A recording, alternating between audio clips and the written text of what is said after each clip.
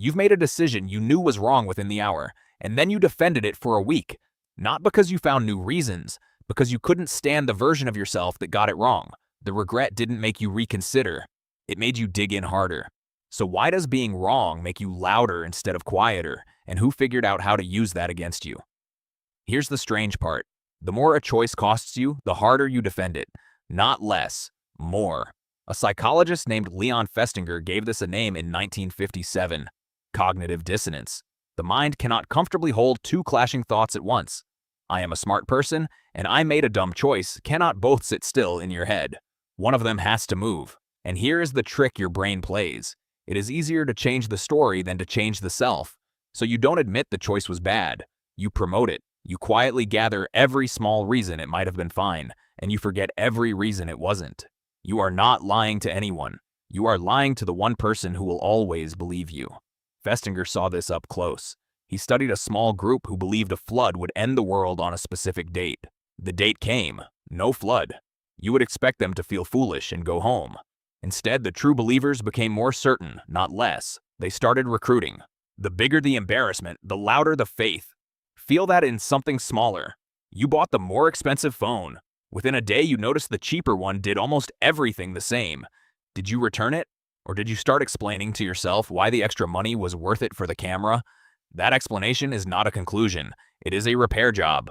Two researchers, Jack Brame and later Elliot Aronson, showed how fast this repair happens.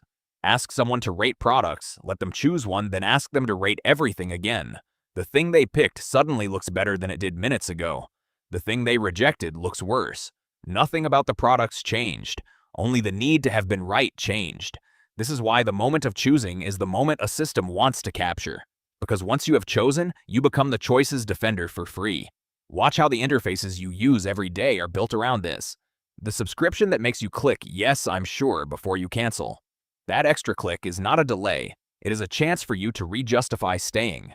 The onboarding that asks you to set up a profile, invite a friend, pick a username in the first 5 minutes. Every small action is a small commitment, and each one makes leaving feel like admitting the last one was wasted.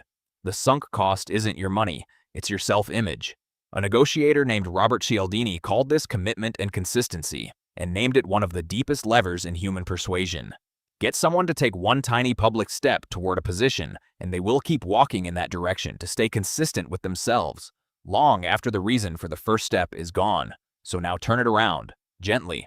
Think of an opinion you hold strongly right now, a brand you defend, a side you take without thinking, a purchase you'd argue for at dinner. When did you actually decide it? Was there a moment you weighed the evidence, or was there a first small choice years ago that you've been quietly protecting ever since? Notice the last time someone disagreed with something you'd bought or voted for or committed to. Did you get curious? Or did you get warm in the face and reach for reasons? That warmth is not conviction. That is the repair job starting up. You don't have to catch every time it happens. You only have to notice it once in real time. The exact second your mind stops asking, "Was I right?" and starts insisting, "I was right." Because those are different questions, and only one of them can still learn something. You've made a decision you knew was wrong within the hour. The next time you feel yourself defending it, you'll know what that feeling actually is. Not certainty, just a self protecting itself one reason at a time.